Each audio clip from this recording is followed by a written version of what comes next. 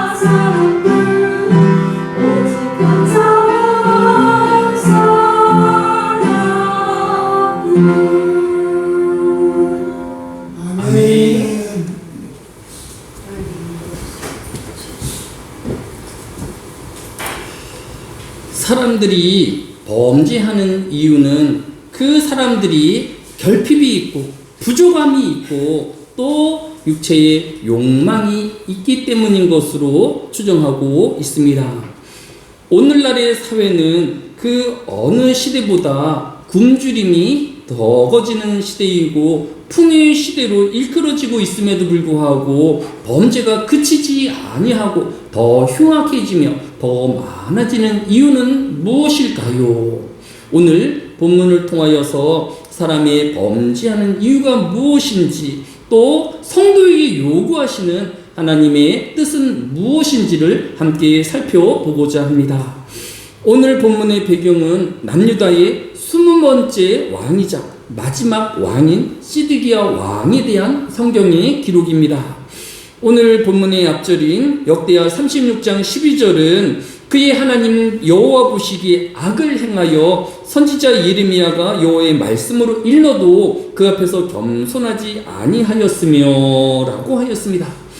마지막 남유다의 왕이었던 시드기야 왕은 하나님 보시기에 악을 행하는 왕이었고 또 하나님의 말씀을 무시하며 겸손하지 않았던 왕이었다라고 성경이 기록하고 있는 것을 볼 수 있습니다.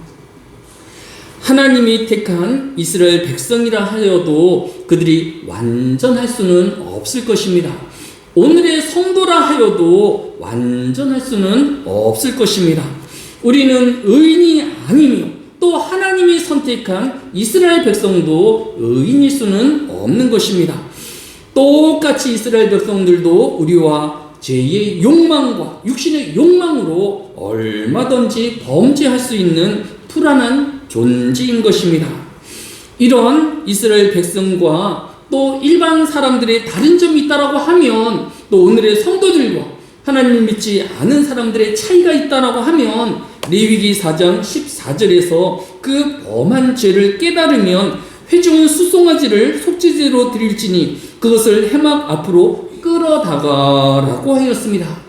이스라엘 백성들과 또 오늘날의 성도들이 하나님 믿지 않는 것 차이가 있다라고 하면 그것은 그 죄를 깨닫는 사람이고 그 죄를 슬퍼하며 다시 하나님께로 돌아가려고 애를 쓰는 사람들이다라는 차이점이 있다라는 것입니다. 세상의 사람들은 자신의 죄를 인정하지도 아니하고 또 자신이 다른 사람에게 비난받는 것을 도무지 받아들이지 않는 것을 볼 수 있습니다.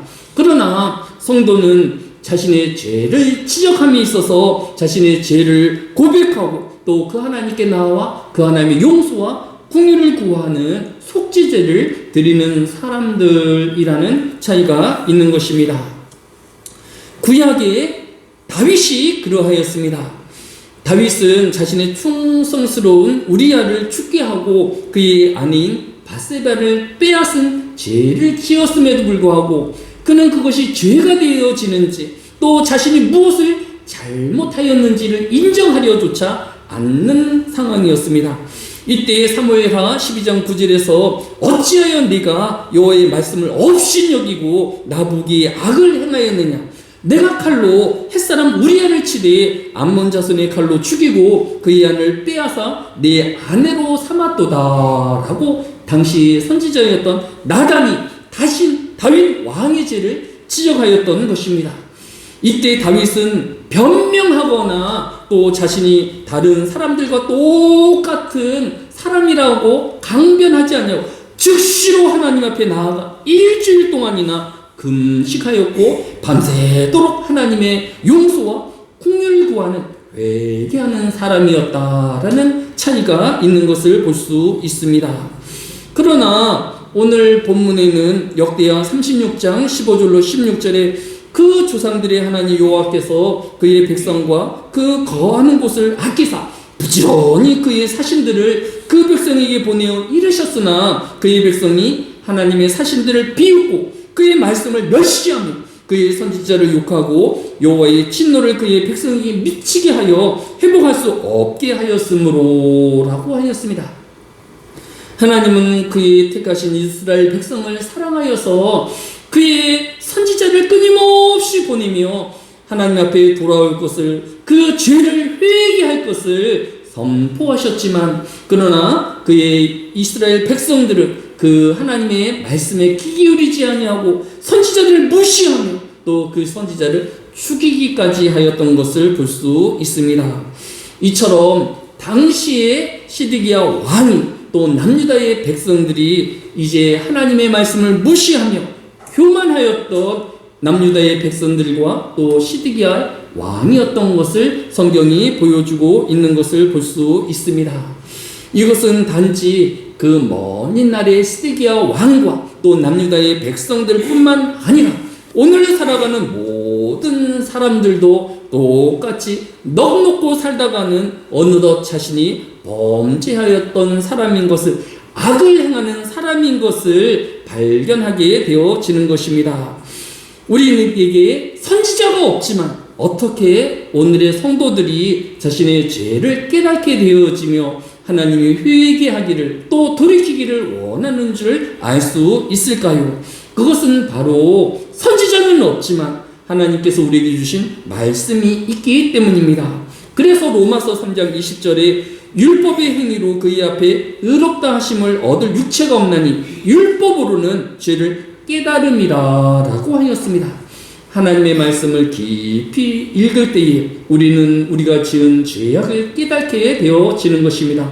하나님 말씀을 깊이 묵상하면 묵상할 수 있도록 내가 자신이 지나쳤던 가비 여겼던 나의 말과 행동을 성찰하게 되어지고 그것이 하나님 앞에 또 이웃 앞에 죄인 것을 깨닫게 되어짐을 교훈하여 주고 있는 것을 볼 수 있습니다. 따라서 먼저 성도들은 하나님의 말씀을 규칙적으로 듣는 성도가 되어야 할 것입니다. 주일이면 하나님의 말씀에 귀 기울이며 하나님이 우리에게 향하신 뜻이 무엇인지를, 또 하나님께서 우리의 죄를 어떻게 지적하시는지를 귀담아 듣는 자가 되어야 할 것입니다. 또 우리는 시간을 정해놓고 하나님의 말씀을 깊이 묵상하며 읽는 자가 되어서 오늘 나에게 주시는 하나님의 범죄함에 대한 회개의 요구가 무엇인지 귀 기울이는 저희가 되어야 할 것입니다. 주일마다 하나님의 말씀에 귀 기울이며 날마다 하나님의 말씀에 귀 기울여 묵상하는 저와 여러분 되어지시기를 예수님의 이름으로 축복합니다. 성경은 이렇게 하나님의 말씀과 또 구약의 백성들이 선지자를 통하여서 그 죄악을 깨닫게 되어지면 그 죄를 회개하기만 하면 그 모든 죄를 용서하여 주시고 긍휼을 베푸시는 하나님이심을 교훈하여 주고 있습니다. 요한일서 1장 9절이 그리하지 아니합니까? 만일 우리가 우리 죄를 자백하면 그는 미쁘시고 의로우사 우리 죄를 사하시며 우리를 모든 불의에서 깨끗게 하실 것이요 라고 약속하여 주고 있는 것을 볼 수 있습니다.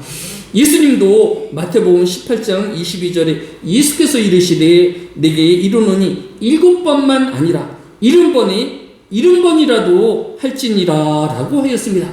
예수님은 7번씩 70번을 같은 죄를 반복하여서 범죄하며 악을 행하였다 할지라도 그 죄를 용서하여 주시겠다라고 약속하여 주신 것을 볼 수 있습니다.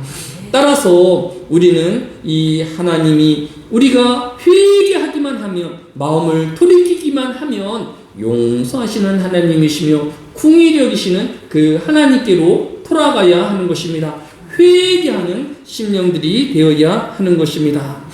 종교 개혁자인 칼빈은 사람의 범죄함과 회개에 대하여 두 가지 큰 교훈을 우리에게 남겨줬는데, 첫째는 회개는 하나님께 돌아가시는 것인데 그것은 단적인 외적인 행위를 포함한 것이 아니라 우리의 마음의 돌이킴을 요구한다라고 하였습니다. 하나님은 신명기 10장 16절을 통하여서 너희는 마음의 할례를 행하고 다시는 목을 굳게 하지 말라라고 하였습니다. 하나님이 요구하시는 것은 겉사람의 회개가 아닌 마음 깊숙한 곳에서의 회개와 돌이킴을 요구하심을 우리에게 교훈하여 주고 있는 것을 볼 수 있습니다. 따라서 진정한 회개하는 우리의 행동이 바뀌어야 하고 우리의 마음 생각까지도 바뀌어서 온전히 하나님께 돌아가며 회개하는 것이 진정한 회개임을 교훈하여 주고 있는 것입니다. 두 번째로, 그럼에도 불구하고 현대를 살아가는 사람들이 또 성도들 중에서도 여전히 반복하여 죄를 짓는 이유는 무엇일까요? 그것은 바로 하나님의 존재를 기억하고 있지 못하기 때문인 것입니다. 그것은 바로 베드로전서 2장 17절에 무사람을 공경하며 형제를 사랑하며 하나님을 두려워하며 라고 하였습니다. 피조물인 사람이 하나님에 대하여 가장 기본적인 태도와 자세는 두려워하는 마음이다 라는 것을 우리에게 교훈하여 주고 있는 것을 볼 수 있습니다. 동물들도 자신과 싸우는 상대가 자신보다 강한 존재인 것을 알면 미리 피하거나 도망가는 겁을 가지고 있는 것을 볼 수 있습니다. 겁없는 동물, 겁없는 고양이 앞에 생쥐와 같이 가련한 동물도 없는 것입니다. 따라서 사람은 그 창조주 하나님 앞에서 두려움을 갖는 자가 되어지며 겁을 먹는 자가 되어지며 눈치를 받는 자가 되어야 하는 것입니다. 모든 성도는 장차 다가올 최후의 심판 때에 우리가 말하는 한마디 한마디 또 행동 하나하나에 대하여 하나님의 심판이 있음을 기억해야 하는 것입니다. 내가 죄를 짓지 않는 것은 나에게 그런 욕망이 있고 또 그것을 탐하는 마음이 없어서가 아니라 그것을 해야 했을 때에 장차 우리에게 임할 하나님의 진노와 심판이 두렵기 때문인 것입니다. 그러나 하나님도 믿지 아니하고 장차 있을 죄의 심판 심판도 두려워하지 않는 사람들은 여전히 범죄하고 반복하여서 그 죄 가운데 있는 것을 볼 수 있습니다. 사람은 두려워하는 존재가 되어야 하는 것입니다. 또 나라들도 두려워할 나라가 되어야 할 것입니다. 우리나라는 작은 나라에 불과합니다. 우리 주변의 중국과 또 러시아와 미국과 같은 강대국에 쌓여있지 아니합니까? 오늘날 작은 국가라도 주권을 가지고 있다 할지라도 우리가 대등한 한 나라와 한 나라이기 때문에 너와 나는 대등하다라고 말하여서는 안 되는 것입니다. 약소국은 강대국의 눈치를 보고 또 그들 사이에서의 외교를 지혜롭게 행할 필요가 있는 것입니다. 따라서 사람은 주변의 환경과 또 질서에 두려움을 갖는 사람이 되어져야 하고 또 나라는 주변의 강대국들의 또 사이에서 지혜롭게 살아가야 할 눈치 있는 나라가 되어야 하는 것입니다. 또 이 땅의 모든 피조물인 사람은 하나님의 눈치를 보며 하나님을 두려워하는 겸손한 자가 되어야 하는 것입니다. 우리나라가 자주국방을 이루기는 해야 하겠지만 우리 혼자의 힘으로 러시아와 중국과 미국을 다 상대할 수는 없는 것입니다. 따라서 이들 나라들과 적절하게 협력하고 그들의 미움이 되어지지 아니할 수 있도록 협력자가 되어질 수 있도록 친구가 되어질 수 있도록 지혜로운 자가 되어야 하는 것입니다.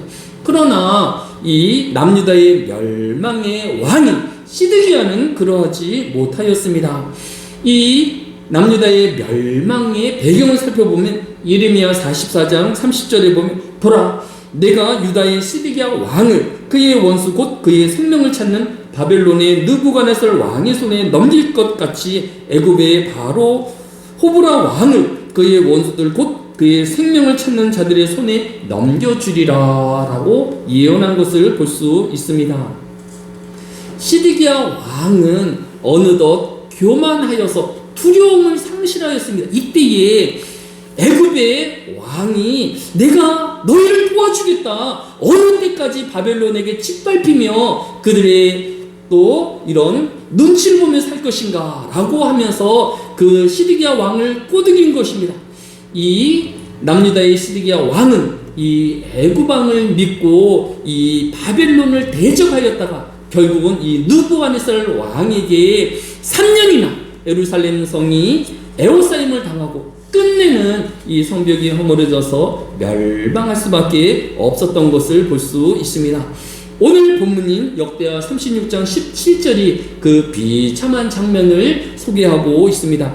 하나님이 갈대아 왕의 손에 그들을 다 넘기심에 그가 와서 그들의 성전에서 칼로 청년들을 죽이며 청년 남녀와 노인과 병약한 사람을 궁이르기지 아니하였으며 라고 하였습니다. 이 시드기야 왕의 눈치 없음이 또 강대국에 대해서 겁이 없음이 결국은 남유다의 많은 청년들과 노약자들이 비참한 죽음의 결과로 다가왔던 것을 볼 수 있습니다. 두 번째로 오늘 본문인 역대하 36장 18절에 또 하나님의 전에 대소 그릇들과 여호와의 전에 보물과 왕과 반백들의 보물을 다 바벨론으로 가져가고 라고 하였습니다. 남유다의 백성들이 죽임을 당한 것도 비참한데 하나님의 성전인 예루살렘 성전까지 다 파괴되어지고 그 안에 있던 모든 보물들과 또 남유다의 모든 보물들 다 바벨론에게 뺏기오는 이런 비참한 현실을 맞이하였던 것입니다. 끝으로 겁이 없고 또 하나님의 말씀을 무시하였던 시드기야 왕은 바벨론으로 쇠사슬로 묶여 끌려가는 비참한 최후를 맞이하였습니다. 오늘 본문인 역대하 36장 20절이 칼에서 살아남은 자를 그가 바벨론으로 사로잡아가며 무리가 거기서 갈대 왕과 그의 자손의 노예가 되어 바사국에 통치할 때까지 이르니라 라고 하였습니다. 오늘 본문은 이렇게 언급하고 있지만 병의 구절인 열왕기하 25장 7절에 보면 더 처참한 현실을 기록하고 있습니다. 그들이 시드기야의 아들들을 그의 눈앞에서 죽이고 시드기야의 두 눈을 빼고 놋사슬로 그를 결박하여 바벨론으로 끌고 갔더라라고 하였습니다. 바벨론은 이 시드기야 왕이 보는 앞에서 그들의 아들들 두 아들을 죽이고 또 이 시드기야의 눈을 뽑아서 그를 놋사슬로 묶어 바벨론으로 끌고 갔다라고 기록하고 있는 것을 볼 수 있습니다. 이처럼 시드기야 왕은 장차 다가올 하나님의 심판과 또 창조주 하나님을 두려워하는 또 그 하나님을 경외하는 마음이 없었기 때문인 것을 볼 수 있습니다. 오늘의 많은 사람들이 범죄하며 또 죄를 짓는 이유는 이 전능의 하나님 또 심판의 하나님이 그들을 심판하실 하나님인 것을 그들이 깨닫고 있지 못하기 때문인 것입니다. 모든 성도가 장차 하나님 앞에 자신의 모든 삶이 드러날 것을 기억해야 할 것입니다. 또 하나님을 믿지 않는 사람이다 할지라도 창조주 하나 앞에서 그들의 모든 삶에 대한 심판이 있을 것을 기억해야 할 것입니다. 이 한날에도 하나님을 두려워하여 경외하는 저와 여러분 되어지시기를 예수님의 이름으로 축복합니다. 사랑이 많으신 아버지 하나님, 지난 한 주간도 우리의 삶을 되돌아보면 우리의 실수가 있었고 범죄함이 있었으며 허물이 있었음을 주 앞에 고백합니다. 우리가 하나님 앞에 죄를 회개하기만 하면, 돌이키기만 하면 하나님은 70번씩이라도 용서하여 주시고 우리의 모든 죄를 사하시는 사랑의 하나님인 것을 깨닫게 하여 주셔서 우리가 하나님 앞에 겸비한 자가 되어지게 하여 주시고 낮은 자가 되어지게 하여 주시기로 합니다. 더욱이 우리가 겉으로만 회개할 것이 아니라 마음으로 깊이 누이치며 하나님 앞에서의 진심 어린 회개가 되어지게 하여 주시기로 합니다. 또 이 나라 민족을 기억하여 주셔서 강대국 사이에 있습니다. 하고 싶은 말이 많이 있지만 또 하고 싶은 일이 많이 있지만 그 강대국들과 협력하는 나라가 되어지게 하여 주시고 모든 삶에 있어서 절제함이 또 경건함이 있게 하여 주옵소서. 감사를 드리오며 예수님의 이름으로 기도드렸사옵나이다. 아멘.